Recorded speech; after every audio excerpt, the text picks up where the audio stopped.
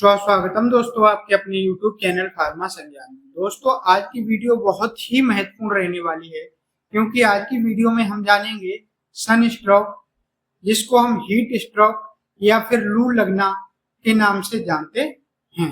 मतलब अगर किसी व्यक्ति को सन स्ट्रोक हो गया है या फिर उसे लू लग गई है तो क्या क्या उसके प्रिवेंशन होते हैं, मतलब उसको कैसे लू लगने से बचाया जा सकता है और क्या उसके लक्षण होते हैं और क्या उसके कारण होते हैं और कारण के साथ साथ डॉक्टर द्वारा क्या उसको ट्रीटमेंट दिया जाता है।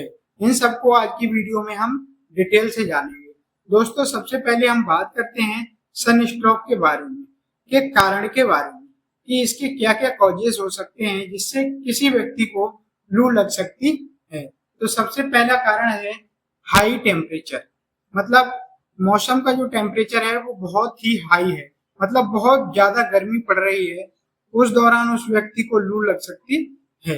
या फिर एक्सपोजर हीट वेव, मतलब वो व्यक्ति ज्यादातर गर्म हवाओं के संपर्क में आ गया है, मतलब उसका जो व्यक्ति ज्यादा से ज्यादा गर्म हवा, मतलब बाहर कहीं ऐसी जगह काम कर रहा है जो जिससे उसको बहुत ज्यादा गर्म हवाएं लग रही हैं, उस दौरान भी उस व्यक्ति को लू लग सकती है।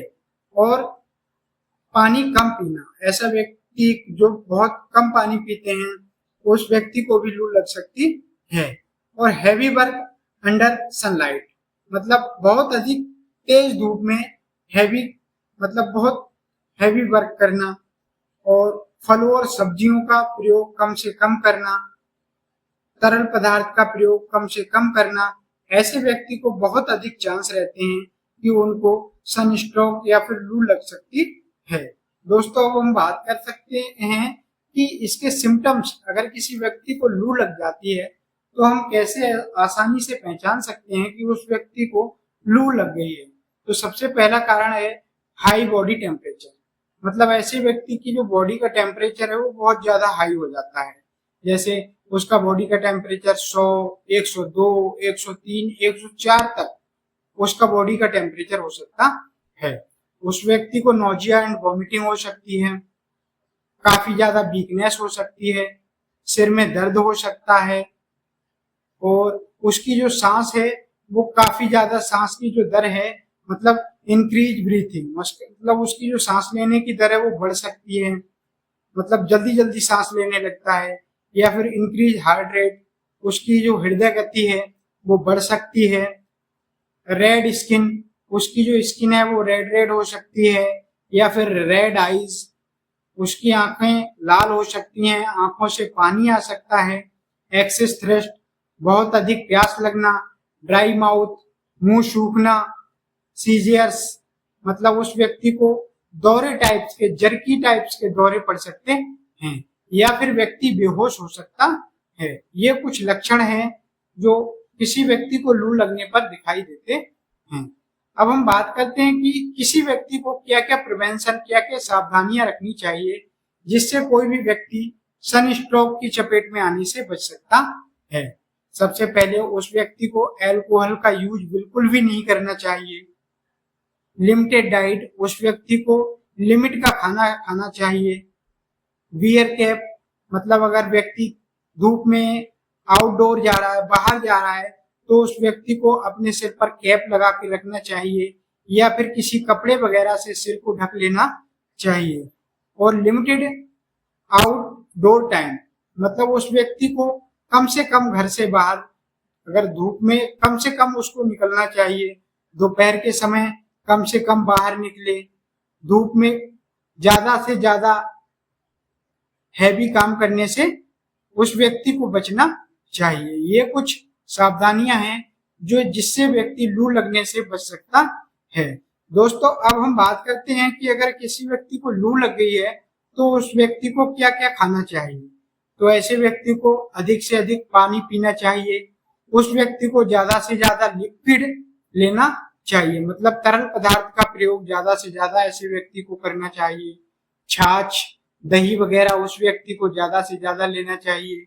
नींबू पानी ऐसे व्यक्ति को देना चाहिए।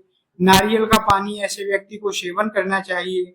और पानी थोड़ा थोड़ा करके उस व्यक्ति को पिलाते रहना चाहिए। व्यक्ति को ज्यादा से ज्यादा हरी सब्जियां, फ्रूट्स या फ्रूट्स का जूस का सेवन करना चाहिए। दोस्तों अब हम बात करते हैं इसके मतलब अगर किसी व्यक्ति को सनस्ट्रोक या लू लग गई है तो उस व्यक्ति को तुरंत ही क्या करना चाहिए जिससे उसकी जो हालत है वो ज्यादा क्रिटिकल ना हो।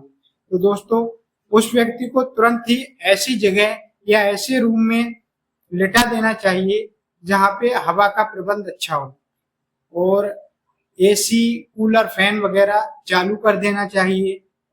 पानी अधिक से अधिक थोड़ा थोड़ा करके उस व्यक्ति को पिलाते रहना चाहिए।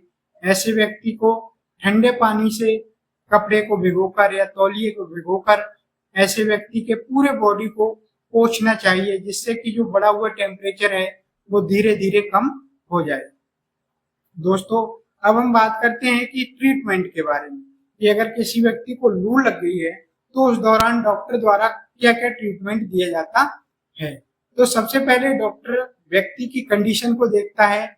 उस व्यक्ति के सबसे पहले बीपी मॉनिटरिंग मतलब उस व्यक्ति का बीपी चेक करना चाहिए कि उसका बीपी बहुत ज्यादा लो तो नहीं है या उसका बीपी बहुत ज्यादा हाई तो नहीं है। पल्स रेट, ऐसे व्यक्ति की पल्स रेट को जरूर चेक करना चाहिए। और डायबिटीज इसीलिए ऐसे व्यक्ति की चेक करना चाहिए कि डायबिटीज बिना चेक किए हुए उस व्यक्ति को कोई भी आईवी फ्लूइड्स नहीं देना चाहिए। मान लो अगर किसी व्यक्ति को डायबिटीज है और आपने उस व्यक्ति को डीएनएस आईवी फ्लूइड्स दे दिया तो उसका जो शुगर लेवल है वो और ज्यादा इंक्रीज हो जाएगा, तो उसकी जो हालत है वो और ज्यादा क्रिटिकल हो सकती है।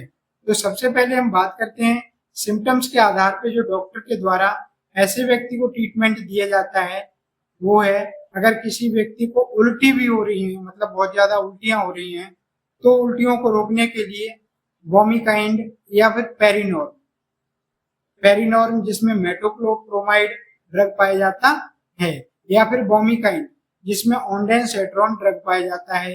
इन दोनों इंजेक्शन में से कोई एक इंजेक्शन ऐसे व्यक्ति को दे सकते हैं। और दूसरा इंजेक्शन है वो है पेंटॉप इंजेक्शन या फिर रेनिटिडिन इंजेक्शन। इन दोनों इंजेक्शन में से एक इंजेक्शन उस व्यक्ति को आरएल या फिर डीएनएस में मिक्स करके उस व्यक्ति को दे सकते हैं। और अगला जो इंजेक्शन है वो है एमबीआई इंजेक्शन मतलब इन तीनों इंजेक्शनों को मिक्स करके या फिर आरएल या फिर डीएनएस आईवी फ्लूइड में मिक्स करके उस व्यक्ति को दे सकते हैं जिससे कि उसमें जो लू लगने के कारण काफी थकान हुई है या फिर उसको बहुत ज्यादा बेचैनी सी महसूस हो रही है, उसको कमजोरी लग रही है, ये बहुत ही जल्दी ठीक करता है। दोस्तों अब हम बात करते हैं कि अगर ऐसे व्यक्ति को आपने आरएल में मिक्स करके इंजेक्शन वोमिकाइंड, पेंटॉप या एमबीआई दे दिया फिर भी उस व्यक्ति को बहुत ज्यादा रिलीफ नहीं हुआ तो फिर ऐसे व्यक्ति को एक एनएस आईवी फ्लूइड में न्यूरोकाइंड गोल्ड का इंजेक्शन जिसमें मैकोबोलामाइन, पायरिडॉक्सिन, हाइड्रोक्लोराइड और निकोटिनामाइड पाया जाता है, इस इंजेक्शन को मिक्स करके उस व्यक्ति को दे सकते हैं जिससे बहुत ही जल्दी ऐसे व्यक्ति को रिलीफ मिलता है। दोस्तों अब हम बात करते हैं कि ऐसे व्यक्ति को कौन सी दवाई नहीं देना चाहिए जो बहुत ही कॉन्ट्रा इंडिकेशन होती हैं। मतलब ऐसे व्यक्ति को कोई भी NSAID ग्रुप की ड्रग नहीं देना चाहिए। जैसे अगर किसी व्यक्ति को बहुत ज्यादा फीवर हो रहा है तो उसके फीवर को कंट्रोल करने के लिए आप पैरासीटामोल या फिर एस्प्रिन ये टैबलेट्स यूज नहीं करना चाहिए क्योंकि ये एक फीवर नहीं है, ये बॉडी का टेम्परेचर लू लगने की वजह से इंक्रीज हो गया है। अगर आप उस व्यक्ति को पैरासीटामोल या फिर कोई ऐसी ड्रग देते हो जो एंटीपायरेटिक होती है तो वो व्यक्ति को और ज्यादा प्रॉब्लम कर सकती है। तो ऐसे में उस व्यक्ति को कोई NSAID ड्रग ग्रुप की मेडिसिन नहीं देना चाहिए और उस व्यक्ति को ज्यादा से ज्यादा भीगे हुए पानी से उस व्यक्ति का शरीर पोंछते रहना चाहिए जिससे उसका जो बॉडी का बढ़ा हुआ टेम्परेचर है वो धीरे धीरे डिक्रीज होता जाएगा और व्यक्ति को जल्दी ही रिलैक्स मिल जाएगा।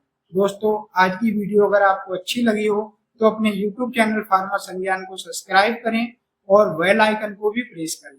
हाँ दोस्तों, और वीडियो को लाइक जरूर करें जिससे कि हमें मोटिवेशन मिलता है और हम आपके लिए ऐसे ही नए नए वीडियो लाते रहेंगे।